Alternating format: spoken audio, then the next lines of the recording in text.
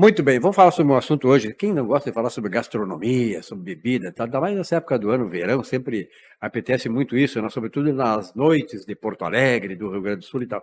E eu trago aqui nada mais, nada menos do que eu chamo o Bambam da área da gastronomia do Rio Grande do Sul, que é o Edemir Simonetti.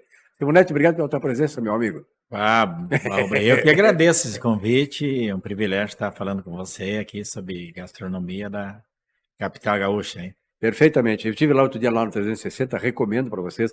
Falei da Praça 15, olha que nem precisa falar. Estive no mercado público ali, que todo mercado público numa cidade como Porto Alegre, em várias, em Salvador é maravilhoso, Santa Catarina, Florianópolis, toda a cidade, o seu mercado público é um símbolo assim indestrutível, permanente, é uma loucura. Então, depois ali do mercado, fui ali almoçar no chalé da Praça 15, que continua com o mesmo padrão, que realmente além de tudo, é um símbolo também turístico da cidade, é um ponto turístico da cidade. Então, Simonetti, parabéns aí pelas tuas... Já tiveste mais de 12 operações, agora tu está só com o chalé e o... A pandemia nos encolheu. A pandemia encolheu. E não, falando no chalé, assim, no mercado público, o importante que essa gestão do Melo foi muito feliz em abrir o mercado público aos domingos, né? Ah, é verdade. Uma cidade que fala em turismo, tu não tem mercado público aberto, não faz sentido, né? Então tá bem legal a parceria, porque aí se torna um polo no domingo, aí é um movimento muito interessante. E essa mudança toda do centro, aí do quadrilátero, né, da reforma do centro, vai ser, as pessoas vão se surpreender que há 2, 3 meses com o centro histórico. Eu só quero lembrar para vocês o seguinte, nós vamos ter eleição esse ano aqui em Porto Alegre, vamos cuidar, porque nós já tivemos lá atrás os caranguejos, aquele que tomaram a prefeitura por 4 vezes e impediram Porto Alegre de já ter lá naquela época o que tem hoje, né?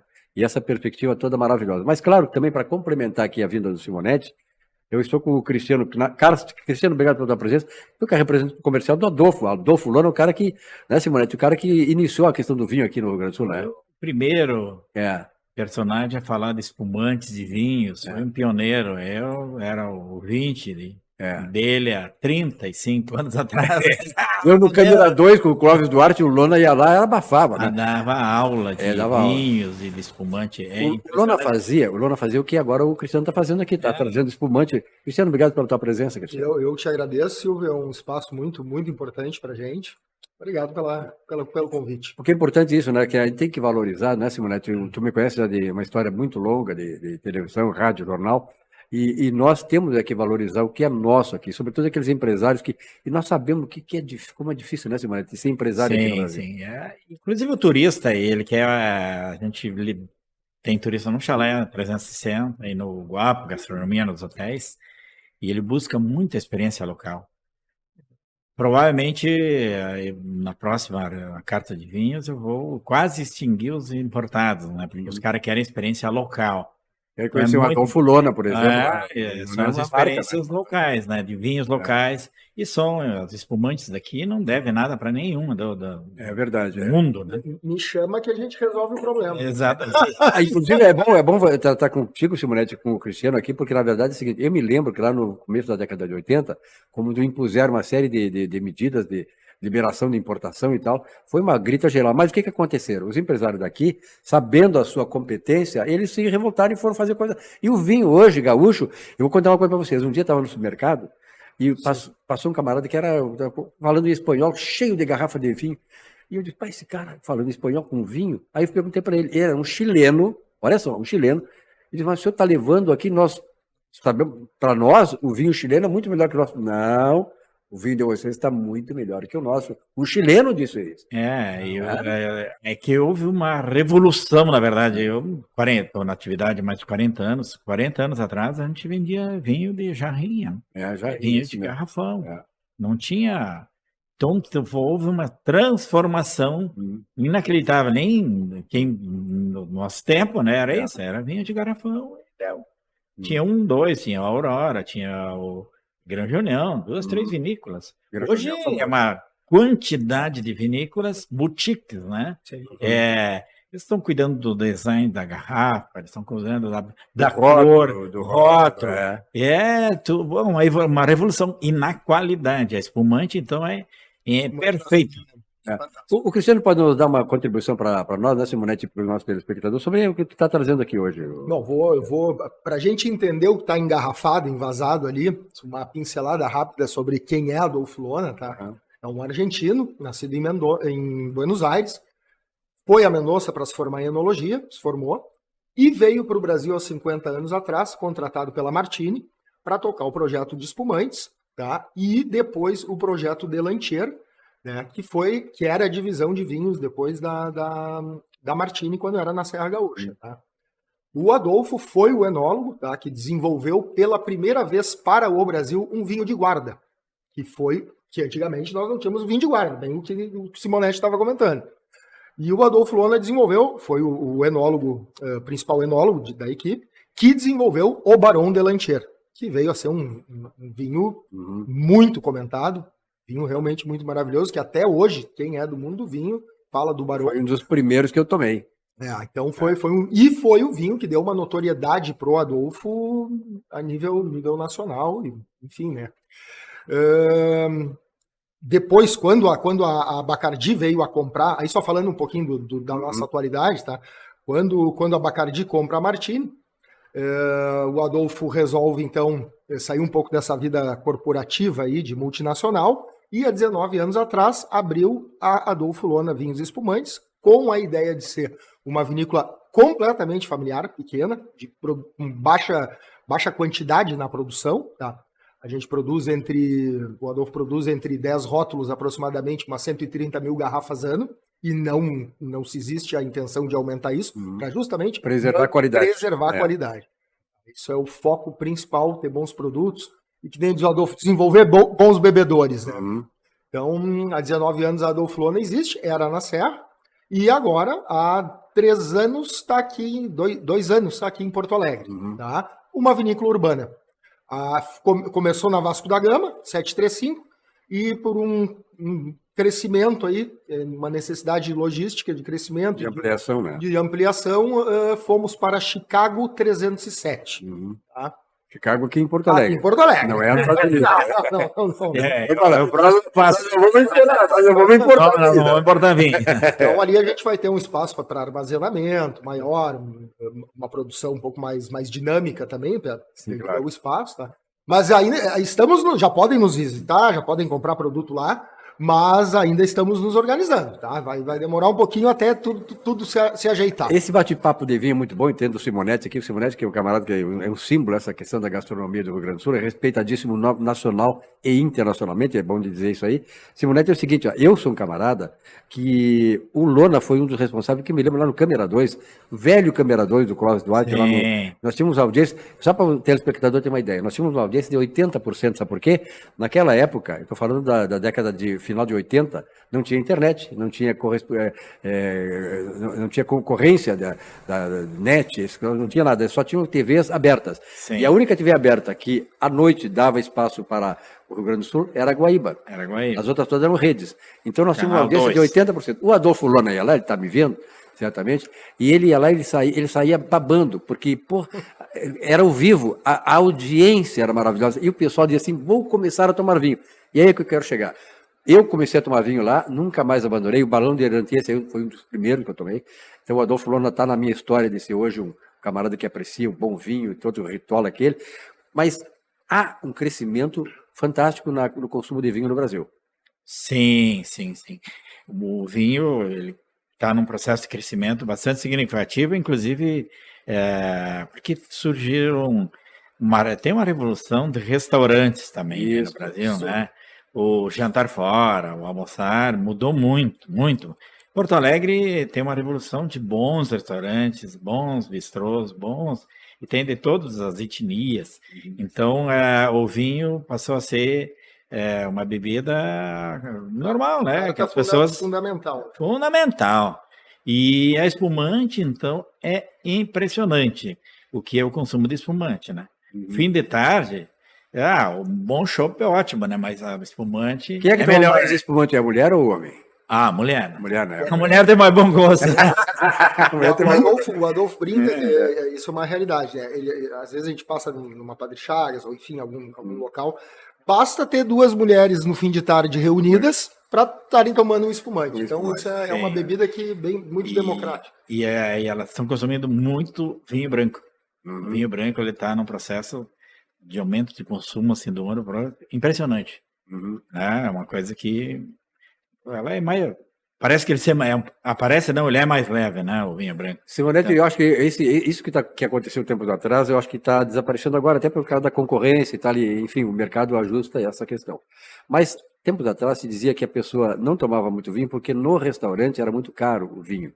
Saía, digamos assim, tá 10 no mercado, tu pagava 60, 70 no restaurante. Como é que está esse processo hoje? As margens diminuíram. A maioria diminuiu as margens. Tem restaurante, até algumas lojas de vinho, que tem restaurante interno, que tu nem paga preço de prateleira. Tem uma revolução na cidade, é muito interessante. Ajudou muito o consumo do vinho, né? Exatamente. E as margens, todo mundo diminuiu bastante. Mas é que o problema do vinho é que, por exemplo, tu compra por 10, vende por 20, tu paga imposto sobre o 20. Entendeu? Então aí tu paga 20% de imposto, aí já de 20% vem a R$16. A tua margem não é tão boa assim no vinho. Então é por isso que ele é caro, porque é exatamente o imposto. E tem uma coisa do ponto de vista macroeconômico é o seguinte, o pessoal diz, mas tem que taxar muito vinho. Só que tem a ver com uma coisa, o vinho também é alimento. É só pesquisar aí. Principalmente o vinho tinto, que eu tomo tinto seco. E outra coisa é a seguinte, quando tu estás taxando o vinho, ou bebida, tu estás inviabilizando muitas vezes empresas que dão emprego, geram renda, geram outros impostos. Então, a coisa é mais complexa do que simplesmente achar que tem que taxar o vinho porque o vinho é bebida, é vício e tal. Não é assim. A coisa tem um envolvimento muito maior, né? O vinho, por exemplo, num restaurante é um dos itens, né? E tu tá lá consumindo uma carne que vem lá da fazenda, lá do agricultor, tu tá vendo um queijo que vem da não sei da onde, aí tu tá comendo um pão, uma couvert que vem da padaria da esquina, então é um círculo significativo de consumo. É um círculo virtuoso, né? Virtuoso, né? Exatamente. Então o vinho faz parte significativo do nosso cardápio, né? E tu tem que ter uma carta de vinho boa, né? Com variedades, né? Hoje tu não trabalha com vinho só lá na loja. Eu tenho certeza que o Cristiano, vamos participar, tu pode questionar também. Eu acho importante pela visão que tu tem disso, né? Perfeito. Pode questionar. E assim, só para comentar, que a gente já comentou, nos restaurantes onde existe turismo, o consumo ele é 90% de vinhos regionais. O pessoal veio aqui para conhecer o vinho daqui, com certeza, fazer uma experiência. E o turismo com a nossa orla nova aí também tá como é que tá lá no 360? Tá muito bom, agora é um período de turismo. E falando em turismo e capital, né, Silvio, é determinante, assim, dia 6 de fevereiro tem a licitação do cais. Sabe, todo dia me passa pela cabeça que tem que ter um ganhador, tem que ter um que vai vencer essa licitação, que seja um cara eficiente, que seja uma empresa capacitada para isso. E porque aí não interessa, Porto Alegre não será mais a mesma em 5, 6 anos. Será uma revolução turisticamente falando. Até a vocação dela será uma cidade turística. Tu pega a orla do Guaíba aí, eu sempre digo o seguinte, quando tinha aquele partido dos caranguejos aqui na cidade, era proibido, era intocável aquilo, era um mato aquilo. Eu me lembro que eu moro na frente ali. Meu grande karma é que eu moro na frente do Beira-Rio, sendo gremista, né, Chico? Até tu gosta do bom endereço. É um problema, né, Chico? Moro ali. Mas enfim, eu acompanho aquilo ali há mais de 40 anos. E no tempo desses governos, o que acontecia? Era intocável aquilo ali. O Pontal lá, como é que chama o Pontal de... o Pontal. O Shopping Total. Aquilo ali era Pontal. Aquilo ali era para estar intocável, cheio de mato. Se permanecesse aquele pessoal. Então nós temos que também, eu acho que o Porto Alegre começou a perceber isso. Entendeu?